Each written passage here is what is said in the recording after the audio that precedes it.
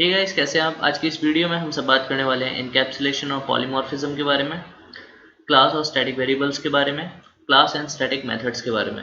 Right, start करेंगे हम encapsulation से। राइट, तो ये जो मेरे पास आर्टिकल है गीक्स फॉर गीक्स का, इनकैप्सुलेशन इन पाइथन, इसमें डेफिनेशन दे रखी है इनकैप्सुलेशन के बारे में। Encapsulation is a fundamental concept in object oriented programming, this and that. तो यहाँ पे ये जो लाइन है, इस लाइन से हमें अच्छे से समझ में आ जाएगा कि इनकैप्सुलेशन होता क्या है। फर्दर हम कोड करेंगे तब समझेंगे। सो ये क्या है, this put restriction on accessing variables and methods directly. मतलब इनकैप्सुलेशन से आप जो वेरिएबल्स डिफाइन करते हो क्लास के अंदर, उसको डायरेक्टली आप एक्सेस नहीं कर सकते, उसके ऊपर कुछ रेस्ट्रिक्शन लग जाते हैं। अब वो किस तरीके के रेस्ट्रिक्शन होते हैं वो मैं कोड करूंगा तब आपको समझाऊंगा। एंड यहाँ पे लिखा है can prevent the accidental modification of data. तो इसका मतलब क्या है, इसका मतलब ये है कि जो आप वेरिएबल्स डिफाइन कर रहे हैं क्लास के अंदर, उसके अंदर आप डेटा स्टोर करते हैं, उस डेटा को आप मॉडिफाई नहीं कर सकते। जैसे पहले हम कर देते थे कि हमने ऑब्जेक्ट बनाया क्लास का, एंड ऑब्जेक्ट बनाने के बाद हमने ऑब्जेक्ट डॉट ए, मतलब लेट्स से कि हमने ए और बी वेरिएबल डिफाइन करें क्लास के अंदर, and object dot A equal to 10 है, लेकिन हमने उसको कर दिया object dot A equal to 20, मतलब डेटा मॉडिफाई कर दिया क्लास के अंदर। तो उस तरीके की मॉडिफिकेशन हम परफॉर्म नहीं कर सकते with the help of encapsulation concept. ठीक है, तो अभी मैं आपको कोड करता हूँ एंड कोड करके समझाता हूँ कि क्या होता है इनकैप्सुलेशन। स्टार्ट करते हैं। हाँ, तो इनकैप्सुलेशन में असल में तीन वेरिएबल्स होते हैं, तीन टर्म्स होते हैं, वेरिएबल्स कह रहा हूँ, टर्म्स होते हैं, जो कि है पहला पब्लिक, दूसरा है प्राइवेट और तीसरा है प्रोटेक्टेड। हम स्टार्ट करेंगे प्रोटेक्टेड से, then further private, and public में अभी आपको बता देता हूँ कुछ भी नहीं है। तो जैसा कि हमने अपनी प्रीवियस वीडियो में ऊप्स कंसेप्ट पढ़ा था, तो उसमें हमने देखा था कि क्लास के अंदर हम जो वेरिएबल डिफाइन करते हैं, उन वेरिएबल्स को हम क्लास के बाहर वाले स्कोप में with the help of objects हम एक्सेस कर सकते हैं। राइट, तो पूरे स्कोप में, ग्लोबल स्कोप में, हम जिन वेरिएबल्स को एक्सेस कर सकते हैं जो क्लास के अंदर डिफाइन है, उन वेरिएबल्स को हम असल में कहते हैं पब्लिक वेरिएबल्स। राइट, और जो प्रोटेक्टेड और प्राइवेट हैं, ये असल में वो वेरिएबल्स होते हैं जिनके ऊपर रेस्ट्रिक्शन होते हैं अलग अलग तरीके के। ठीक है, तो अभी हम स्टार्ट करेंगे प्रोटेक्टेड से। तो यहाँ पे मैं एक क्लास बना दे रहा हूँ कॉल्ड फादर, और फादर क्लास के अंदर मैं एक कंस्ट्रक्टर बनाया मैंने, इनिट सेल्फ, एंड यहाँ पे मैंने एक वेरिएबल डिफाइन कर दिया। सॉरी, मेरे को यहाँ पे डेफ लिखना था, मैंने सेल्फ लिख दिया। तो मैंने यहाँ पे एक वेरिएबल डिफाइन कर दिया called self dot underscore A equal to, इसको वेरिएबल, इस वेरिएबल को मैं वैल्यू दे देता हूँ 67। ठीक है, तो ये जो अंडरस्कोर है, ये असल में हम यूज़ करते हैं single underscore for defining protected variable. ठीक है, तो यहाँ पे भी दे रखा है, देखिए सिंगल अंडरस्कोर हम यूज़ करते हैं। जो मैं आपका एग्जांपल समझाऊंगा वो यही है, एंड ये सिंगल अंडरस्कोर हम यूज़ करते हैं प्रोटेक्टेड वेरिएबल्स को डिफाइन करने के लिए। राइट, और अब क्या करेंगे, हम दूसरी क्लास डिफाइन करेंगे यहाँ पे, एंड इस क्लास का नाम रख देंगे सन। सन क्या करेगा, इनहेरिट करेगा फादर क्लास से। इसके बाद हम कंस्ट्रक्टर बनाएंगे, init self, and father class को इन्वोक करेंगे, इनिट राइट, सेल्फ पास कर देंगे, एंड फर्दर फाइनली हम प्रिंट कर देंगे वेरिएबल को self dot underscore a. Now object define करेंगे, object is equal to son. Right, इसको रन करते हैं और हमारे पास प्रिंट होके आ गया 67, जो कि यहाँ पे हमने डिफाइन करा हुआ था। राइट, अब मजे की बात क्या है कि जब हम यहाँ पे प्रिंट करेंगे son dot a, sorry, object dot a, and अब कंट्रोल भी दबाएंगे तो यहाँ पे आएगा son object has no attribute a. Although अगर हम print object dot underscore a, print करेंगे तो प्रिंट होके आ जाएगा हमारे पास son object has no attribute a, और यहाँ पे हमारे पास 67 प्रिंट होके आ गया है जो कि इस लाइन से आया है। लेकिन जब हमने बाहर एक्सेस करने की कोशिश करी, लाइक जो हमने ऑब्जेक्ट बनाया सन क्लास का, उस ऑब्जेक्ट की हेल्प से हमने ए वेरिएबल को एक्सेस करने की कोशिश करी, बिकॉज ऑब्जेक्ट के पास एक्सेस होगा ना इस वेरिएबल का, बिकॉज ऑब्जेक्ट सन क्लास का इंस्टेंस है एंड सन क्लास इनहेरिट करी है फादर से। लेकिन जब हमने प्रिंट कराया ये, तो हमारे पास एरर आ रहा है, लिख रहा है सन ऑब्जेक्ट हैज़ नो एट्रीब्यूट ए। ये क्यों हुआ? ये असल में इसलिए हुआ बिकॉज प्रोटेक्टेड वेरिएबल हमने यहाँ पे यूज़ करा है, अंडरस्कोर से जो चालू हो रहा है। जब हम प्रोटेक्टेड वेरिएबल यूज़ करते हैं तो जो क्लास इनहेरिट करती है ना वही क्लास यूज़ कर सकती है वो प्रोटेक्टेड वेरिएबल्स, आप स्कोप के बाहर यूज़ नहीं कर सकते। ठीक है, जैसा कि अभी हमने यूज़ करा है यहाँ पे। ठीक है, तो ये होता है असल में प्रोटेक्टेड। फर्दर समझते हैं कि प्राइवेट वेरिएबल क्या होता है, इसी में समझा देता हूँ मैं आपको। प्राइवेट वेरिएबल यहाँ पे लिख देता हूँ एम, यहाँ पे हैश प्राइवेट। प्राइवेट वेरिएबल भी मैं आपको समझा देता हूँ। एंड प्राइवेट वेरिएबल जैसे डिफाइन होता है, जैसे सेल्फ डॉट डबल अंडरस्कोर से डबल अंडरस्कोर बी, इसकी वैल्यू दे देता हूँ मैं 109। एंड क्लास के अंदर मैं से भी प्रिंट कर लेता हूँ, print self dot double underscore B. ठीक है, और इन दोनों को मैं कमेंट कर देता हूँ, राइट। इसको भी मैं अभी कमेंट कर देता हूँ, फिर उसके बाद मैं आपको बताऊंगा। नाउ कंट्रोल बी दबाया मैंने, रन करा कोड एंड 67 प्रिंट हो गया।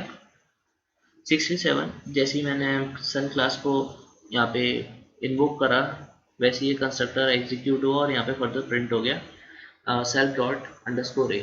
लेकिन अब मैं रन करता हूँ तो यहाँ पे एरर आया, क्या लिखा है? सन ऑब्जेक्ट हैज़ नो एट्रीब्यूट सन, ये जो भी है। ठीक,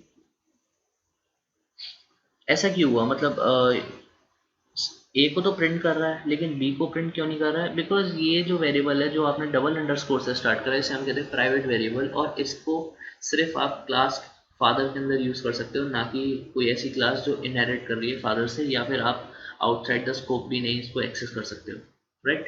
मैं दिखा देता हूँ आपको, यहाँ पे एक फंक्शन डिफाइन करता हूँ, let's say display, and display self लेगा, self instance, and self instance लेने के बाद ये प्रिंट कर देगा self dot double underscore b. तो यहाँ पे मैं ऑब्जेक्ट डिफाइन कर देता हूँ, object 1 and father, right. And object 1 में से मैं कॉल करूँगा डिस्प्ले फंक्शन को, डिस्प्ले मेथड को, सॉरी। ये एरर क्यों आया?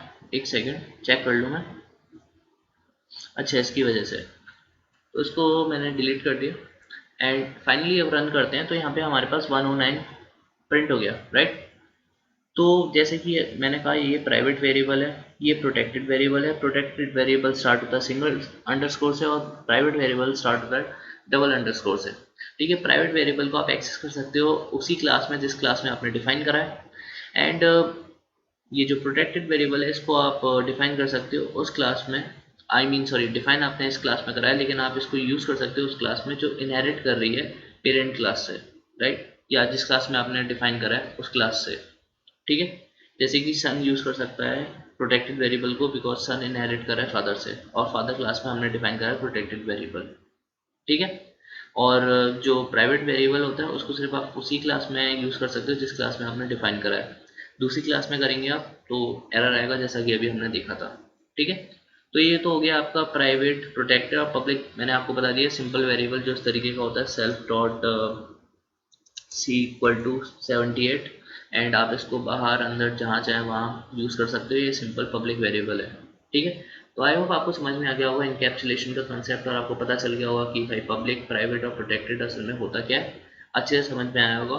ठीक है, तो अब आगे चलते हैं और आगे समझते हैं कि ये पॉलीमॉर्फिज्म क्या होता है। पॉलीमॉर्फिज्म, ठीक है, तो पॉलीमॉर्फिज्म तो पॉलीमॉर्फिज्म असल में बहुत ही ज़्यादा सिंपल कंसेप्ट होता है। पॉलीमॉर्फिज्म का मतलब होता है मैनी फॉर्म्स। अब मैनी फॉर्म्स से हम क्या समझेंगे, मतलब कोई भी एक चीज़ है जिसके मतलब बहुत सारे तरीके से एग्जिस्ट करती है वो चीज़, मतलब एक चीज़ की बहुत सारी फॉर्म्स है, राइट। एक से ज़्यादा तरीके में एग्जिस्ट करना किसी भी एक चीज़ का इज कॉल्ड फॉर्म्स, राइट।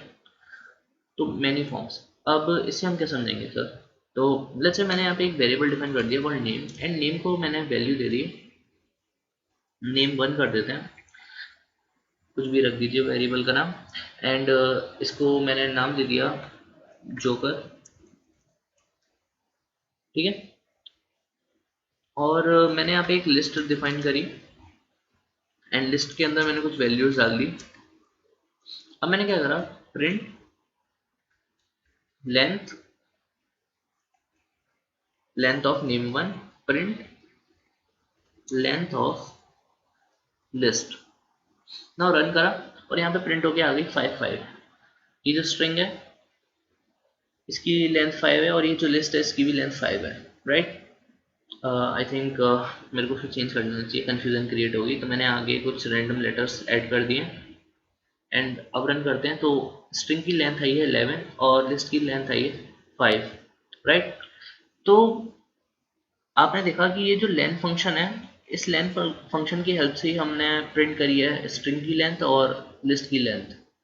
लेकिन लेंथ फंक्शन को आप देखिए कि वो स्ट्रिंग की भी लेंथ हमें दे रही है और लिस्ट की भी लेंथ हमें दे रही है, तो मतलब जो लेंथ फंक्शन है वो दो फॉर्म्स में एग्जिस्ट कर रहा है, राइट। तो इसी चीज़ को हम कहते हैं पॉलीमॉर्फिज्म, ठीक है।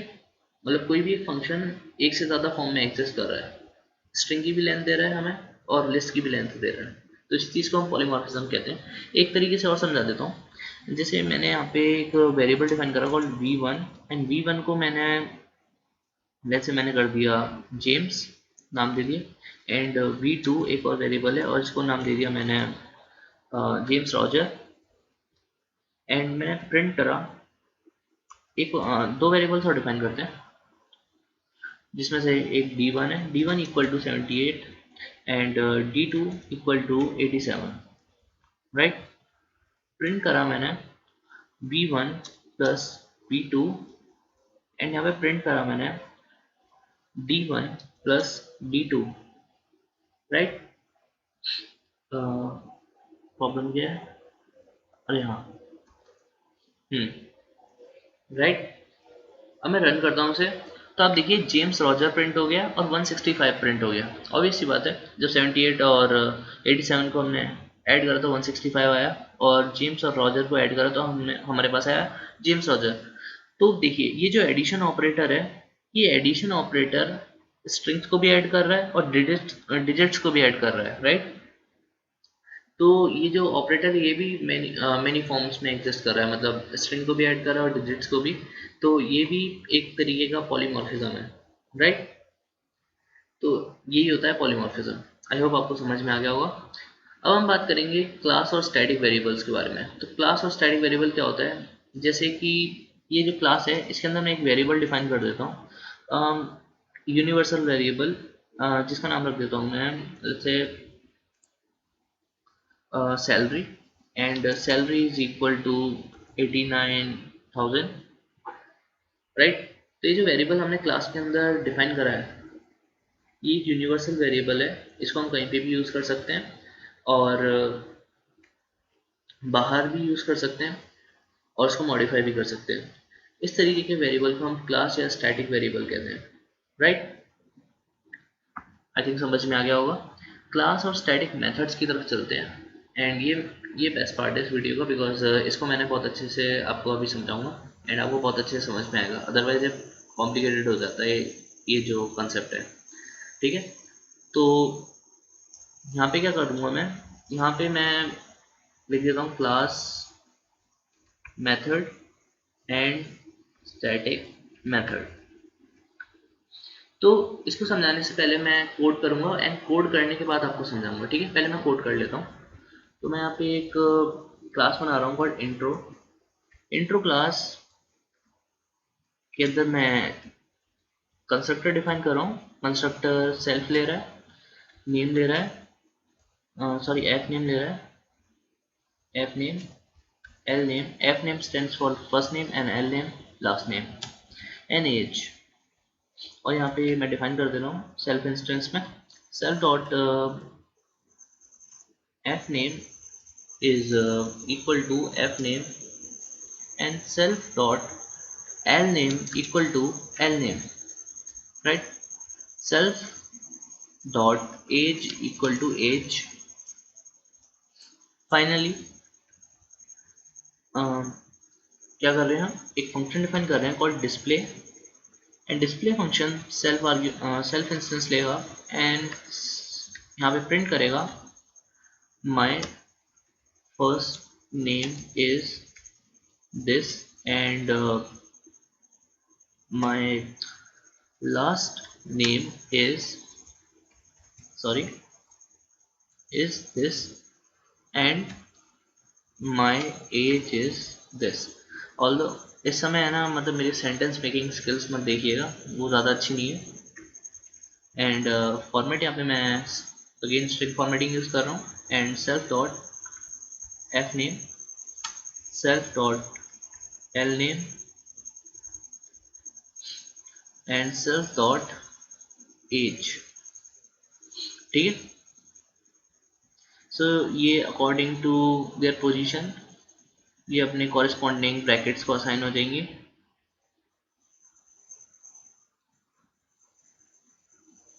नाउ ये लाइन थोड़ी लंबी हो गई।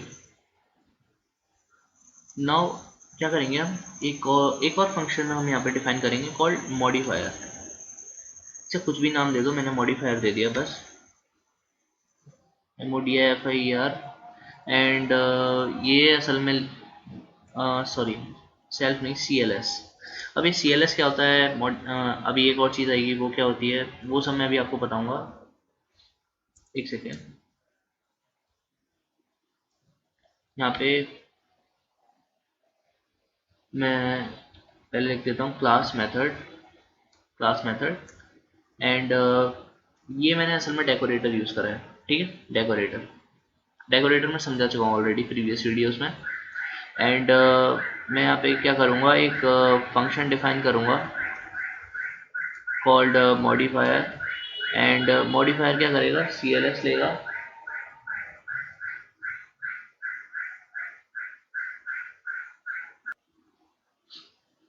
तो मैंने क्या करा है यहाँ पे यूज़ करा डेकोरेटर क्लास मेथड और यहाँ पे एक फंक्शन डिफाइन कर दिया, मतलब मेथड डिफाइन कर दिया और उसका नाम दे दिया मॉडिफायर।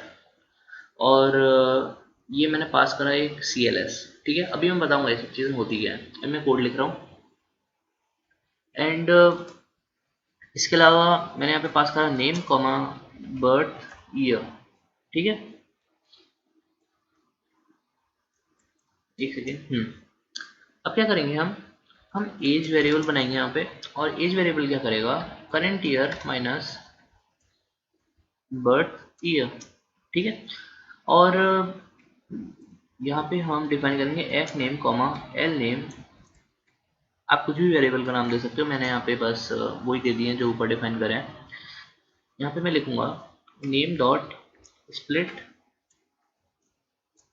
राइट। स्प्लिट एक इनबिल्ट फंक्शन है एंड ये स्ट्रिंग को स्प्लिट करता है उस पोजीशन से जो भी यहाँ पे आप डिफाइन करते हो। मैंने सिर्फ यहाँ पे एक स्पेस डिफाइन करा है, जब भी स्ट्रिंग में एक स्पेस होगा वहाँ से स्ट्रिंग ब्रेक हो जाएगी, ठीक है, स्प्लिट हो जाएगी दो टुकड़ों में और वो दोनों एफ नेम और एल नेम को असाइन हो जाएंगे, ठीक है। यहाँ पे मैं रिटर्न करूँगा, रिटर्न रिटर्न एंड CLS, और CLS के अंदर मैंने पास कर दिया एफ नेम एल नेम और एज, ठीक है।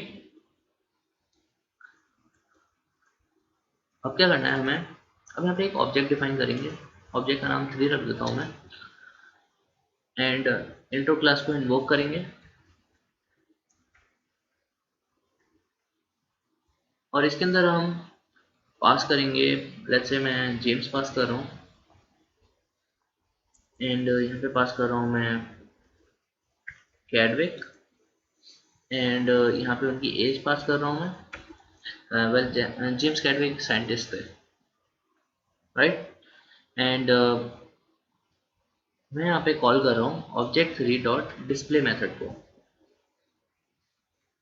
राइट, कंट्रोल बी, और हमारे पास ये प्रिंट होके आ गया my name is James, my first name is James and my last name is Chadwick and my age is 67, right. And मैं यहाँ पे क्या कर रहा हूँ, मैं यहाँ पे ऑब्जेक्ट थ्री डॉट मॉडिफायर को कॉल कर रहा हूँ, मॉडिफायर, एंड मॉडिफायर के अंदर मैं नेम डाल रहा हूँ लेट्स से Benjamin Franklin, Benjamin Franklin, and इनका जो बर्थ ईयर है I don't know what's the birth year, but मैं यहाँ पे पास कर दे रहा हूँ 19 लेट्स से 35। एंड अब हम क्या करेंगे, ऑब्जेक्ट थ्री में से कॉल करेंगे अगेन किसको, बर्थ ईयर को, सॉरी डिस्प्ले को। एंड यहाँ पे हमारे पास प्रिंट होके आ गया, उप्स सॉरी, यहाँ पे हम इंट्रो को लेंगे, इंट्रो को, एंड इसको स्टोर कर लेंगे हम, लेट्स से एक ऑब्जेक्ट बना दिया मैंने, ऑब्जेक्ट फोर, जो मैंने इससे पहले करा था वो जस्ट मिस्टेक हो गया था, ठीक है। एंड अब प्रिंट करेंगे और हमारे पास आ गया my first name is Benjamin and my last name is Franklin and my age is 86, ठीक है। तो असल में हुआ क्या है यहाँ पे, आई नो थोड़ा कंफ्यूजन लग रहा होगा, लेकिन अभी मैं आपको समझाता हूँ। तो यहाँ पे मैंने एक क्लास डिफाइन करी कॉल्ड इंट्रो, इंट्रो के अंदर मैंने ये कंस्ट्रक्टर डिफाइन करा, कंस्ट्रक्टर के अंदर मैंने आर्ग्यूमेंट्स डिफाइन करे, एफ नेम, एल नेम और एज।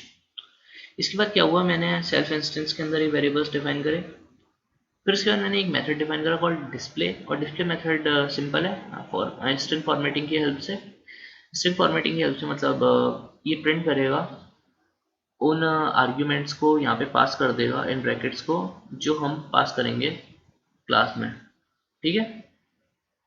अब मेन आता है क्लास मेथड। तो क्लास मेथड को यूज करने के लिए हम सबसे पहले यूज करते हैं डेकोरेटर क्लास मेथड। अब इसका काम क्या होता है वो मैं अभी आपको समझाता हूँ। फिर हम कुछ भी नाम दे सकते हैं, मैंने मॉडिफायर दे दिया, आप कुछ भी दे सकते हो। और ये जो CLS है, इस CLS के जगह आप कुछ भी पास कर सकते हो, डजेंट मैटर। लेकिन मेनली क्या है, CLS ही एक स्टैंडर्ड है, जस्ट लाइक सेल्फ एक स्टैंडर्ड है, उसी तरीके से CLS। तो इसलिए यहाँ पे मैंने CLS पास करा है। एंड CLS असल में इंट्रो क्लास को, मतलब जो ये क्लास है ना, इसको ही रिप्रेजेंट कर रहा है। अब ऐसा क्यों कर रहा है ये मैं अभी आपको समझाता हूँ, राइट। यहाँ पे आर्ग्यूमेंट है नेम और यहाँ पे बर्थ ईयर, ठीक है। यहाँ पे मैंने एज को प्रिंट करने के लिए बस जो करंट ईयर है उसमें से बर्थ ईयर को माइनस कर देंगे तो आपके पास एज आ जाएगी। एंड उसके बाद ये लाइन मैंने आपको समझा दी थी स्प्लिट वाली, कि स्ट्रिंग को हमने स्प्लिट करा, ये जो गैप है इस गैप को हमने यहाँ पे पास कर दिया। एंड ये स्ट्रिंग क्या कर रही है, बस स्प्लिट करिए बेंजामिन फ्रैंकलिन को, बेंजामिन अलग और फ्रैंकलिन अलग, और दोनों को असाइन कर दे रही है एफ नेम और एल नेम में। फाइनली क्या कर रहे हैं हम, इंट्रो क्लास को यहाँ पे कॉल कर रहे हैं with the help of this CLS। And उसके अंदर हम वेरिएबल्स की वैल्यू पास कर दे रहे हैं, एफ नेम, एल नेम और एज की, जो हमने यहाँ पे डिफाइन करी है, एफ नेम, एल नेम और एज, राइट। अब इसका फ़ायदा क्या है, देखिए यहाँ पे हमने तीन आर्ग्यूमेंट्स पास करें, एफ नेम, एल नेम और एज। और यहाँ पे जब हमने ऑब्जेक्ट बनाया और हमने क्लास को जब कॉल करा तो हमने यहाँ पे तीनों की वैल्यू डिफाइन कर दी है, उन आर्ग्यूमेंट्स को असाइन कर दिया, राइट। लेकिन अगर कभी कभी कुछ ऐसे केसेस होते हैं जहाँ पे आप अलग नाम पास नहीं करना चाहते, कि फर्स्ट नेम अलग करा, सेकंड नेम अलग करा, आप चाहते हो कि यार मैं एक ही स्ट्रिंग में दोनों नाम पास कर दूं, लेकिन जो मेरे पास आउटपुट है ना वो सेम ही है जो कि इंट्रो क्लास को जब हम कॉल करके इंस्टेंस बना रहे हैं तब आया है, ठीक है। तो उस केस में जब हम आर्ग्यूमेंट्स को मॉडिफाई करते हैं केसेस के हिसाब से, अपने यूज केसेस के हिसाब से जैसा हम चाहते हैं, फॉर इंस्टेंस हम यहाँ पे चाहते थे कि ये हम नाम को है ना एक ही स्ट्रिंग में पास करें, अलग अलग ना पास करें, एफ नेम और एल नेम। तो हमने अलग तो हमने उस हिसाब से अपने हिसाब से केस डिफाइन करा यहाँ पे कि हम एक नेम पास करेंगे, उसमें से हम एक्सट्रैक्ट कर लेंगे एफ नेम और L name, and then further हम जो एज है वो भी नहीं पास करेंगे, हम बर्थ ईयर पास करेंगे। एंड आपका काम है बर्थ ईयर से एज को कैसे डिफाइन करोगे, कैसे आप निकालोगे। तो हमने यहाँ से बर्थ ईयर से एज को डिफाइन करा एंड फुल नेम में से हमने स्प्लिट करा एफ नेम और L name with the help of this line. Finally हमने जब सारे आर्ग्यूमेंट्स की वैल्यू यहाँ पे डिफाइन कर ली, उनको हमने CLS क्लास में पास कर दिया एंड जब हमने CLS क्लास में पास करा तो इसने रिटर्न कर दिया हमें इंस्टेंस अकॉर्डिंग टू उस वो इंस्टेंस जो यहाँ पे हम पास करेंगे, जो आर्ग्यूमेंट उसके हिसाब से हम इसने रिटर्न कर दिया इंस्टेंस इंट्रो क्लास का एंड वो जाके स्टोर हो गया ऑब्जेक्ट 4 में, मतलब ऑब्जेक्ट 4 बन गया हमारे पास एंड ऑब्जेक्ट 4 में से जो हमने डिस्प्ले करा तो हमारे पास वही आउटपुट आया जो आउटपुट हम एक्सपेक्ट कर रहे थे, जो आउटपुट हमने ऑब्जेक्ट 3 के केस में देखा था, राइट। तो आपको समझ में आ गया कि जब हमारे पास डिफरेंट आर्ग्यूमेंट्स होते हैं डिफरेंट तरीके के, तो, और हम अगर हम चाहते हैं कि सेम ही आउटपुट आए हमारे पास जो कि इस तरीके के आर्ग्यूमेंट्स जब हम डिफाइन कर रहे थे तब आ रहा था, तब हम यूज़ करते हैं class method, right. Class method असल में यूज़ होते हैं यूज़र एक्सपीरियंस को एनहेंस करने के लिए, कि अगर आप नहीं प्रिंट करना चाहते हैं एफ नेम और एल नेम इस केस में, जो ये केस अभी मैं आपको समझा रहा हूँ इस केस में, बाकी अदर केसेस में अलग अलग सिचुएशंस होती हैं। तो आप क्या कर सकते हो, अगर आप नहीं पास करना चाहते एफ नेम और एल नेम इंडिपेंडेंटली, तो आप पूरा नाम पास कर दो और बर्थ ईयर पास कर दो अगर आप एज पास नहीं करना चाह रहे हैं। बाकी हम अपने आप एक्सट्रैक्ट कर लेंगे आपका फर्स्ट नेम और लास्ट नेम और एज भी अपने आप हम कैलकुलेट कर लेंगे, राइट। और आपको सेम आउटपुट दे देंगे जैसा कि आपने एक्सपेक्ट करा था, ठीक है। आई होप आपको समझ में आ गया होगा कि क्लास मेथड्स क्या होते हैं एंड क्लास मेथड्स हम तभी यूज़ करते हैं जब हम डिफरेंट आर्ग्यूमेंट्स एक्सपेक्ट करते हैं और उनको हमें कन्वर्ट करना होता है उन आर्ग्यूमेंट्स में जो आर्ग्यूमेंट्स क्लास कंस्ट्रक्टर एक्सपेक्ट कर रहा है कि उसको मिलेंगे, राइट, ठीक है। एंड अब हम देखते हैं कि स्टैटिक मेथड क्या होते हैं, राइट। तो यहाँ पे मैंने डिफाइन कर दिया एक कोई भी, मैं अभी कोड करूँगा स्टैटिक मेथड भी और फिर उसके बाद मैं आपको समझाऊंगा कि ये वर्क कैसे करता है। पहले मैं यहाँ पे एक कंस्ट्रक्टर ही बना देता हूँ कॉल्ड स्टैटिक मेथड एंड यहाँ पे अब मैं डिफाइन करता हूँ लेट्स से सीरीज, एक मेथड का नाम रख लिया मैंने सीरीज एंड इसके अंदर मैंने एज पास कर दिया एंड ये क्या करेगा for i in range as print i, ठीक है। एंड मैंने क्या करा यहाँ पे ऑब्जेक्ट 4 डॉट सीरीज को कॉल करा और उसके अंदर एज पास कर दी मैंने, लेट्स से 67 पास कर दी, ठीक है। या फिर आप ये भी पास कर सकते हैं 67 की जगह ऑब्जेक्ट 4 डॉट एज, राइट, कुछ भी पास कर दो। तो अब इसको रन करते हैं और हमारे पास ये पूरी रेंज प्रिंट होके आ गई अकॉर्डिंग टू जो हमने एज पास करी थी 86। तो ये होता क्या है स्टैटिक मेथड, देखो स्टैटिक मेथड के अंदर आपने एक चीज़ नोटिस करी होगी, ना तो हमने CLS पास करा और ना ही हमने सेल्फ पास करा, बिकॉज इसको किसी भी तरीके के इंस्टेंस या फिर क्लास कोई कुछ भी हम पास नहीं कर सकते इसके अंदर, ठीक है। इसके अंदर सिर्फ आर्ग्यूमेंट्स पास होते हैं, ठीक है। हम ये यूज़ क्यों करते हैं, तो हम ये इसलिए यूज़ करते हैं अगर हमने हमारे पास ये डेटा है, ठीक है, हम इस डेटा में कुछ भी मॉडिफिकेशन करके चाहते हैं कि हमारे पास एक आउटपुट आ जाए। क्लास के अंदर हम बहुत सारा डेटा डिफाइन करते हैं और हम चाहते हैं कि उस डेटा में हम कुछ अपना लॉजिक बनाएं और हमें कुछ आउटपुट मिल जाए। अब वो हम लॉजिक बनाने के लिए और हम चाहते हैं कि हम सेल्फ वेल्फ यूज़ ना करें, CLS यूज़ ना करें, एक अलग ही इंडिपेंडेंट फंक्शन डिफाइन करें, एक मेथड डिफाइन करें, ठीक है। तो जैसे कि मैंने एज ले लिया, ये आर्ग्यूमेंट ले लिया मैंने क्लास का और वो मैंने यहाँ पे पास कर दिया और उसकी हेल्प से मैंने रेंज प्रिंट कर दी। हालांकि इसका कोई अभी मेरे को यूज़ नहीं है बिल्कुल, लेकिन यूज़ हो सकता है अगर हम कोई एक लॉजिकल सॉफ्टवेयर डेवलप करें या फिर स्क्रिप्ट लिखें तो उसमें यूज़ हो सकता है, राइट।